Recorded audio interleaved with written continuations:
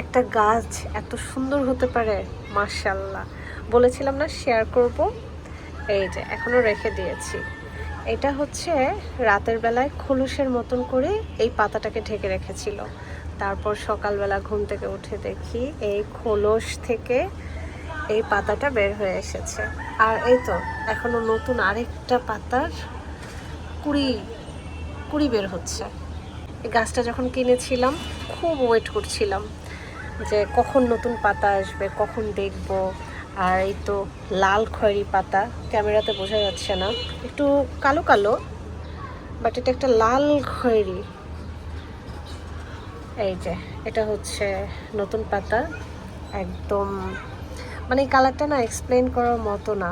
একটু coffee colour, একটু radish, মানে খুব খুব সুন্দর একটা কালার, খুব।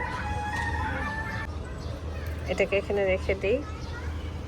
কি সুন্দর লাল টকটকে একটা খোলস, কি সুন্দর লাল পাতা। এটা হচ্ছে রাবার বট গাছ। এটা ইনডোরেও থাকে আউটডোরেও থাকে, বাট ইনডোরে একটু বেশি কেয়ার করতে হয়, আউটডোরেও কেয়ার করতে হয়। বেশি রোদেও রাখা যায় না, আবার বেশি ছায়াতেও রাখা যায় না। আমি একটু ব্যালেন্স করে করে ওকে রাখছি।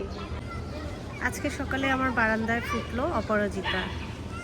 অনেকগুলো ফুল একসাথে ফুটেছে, মাশাআল্লাহ। আমি সবগুলোই নিয়ে নিব, না হলে পাখিরা এসে সব খেয়ে ফেলে। এই হচ্ছে ছিঁড়ে নিলাম, আরেকটাও ছিঁড়ে নিলাম। এখনো অনেকগুলো কলি আছে, এগুলো হয়তো বা বিকালের মধ্যে ফুটে যাবে, আর নয় কাল সকালে, তারপর ছিঁড়ে নিব। এই দুটো ফুল ছিঁড়ে নিলাম, এগুলো ওষুধি গুণ আছে, এটাকে চা করে খাবো, নাহলে তো আমি ফুল ছিঁড়ি না।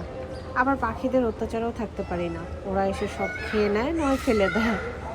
তো এগুলো নিয়েছি, সন্ধ্যায় চা করে একটা ওষুধি চা বানিয়ে খেয়ে নেব।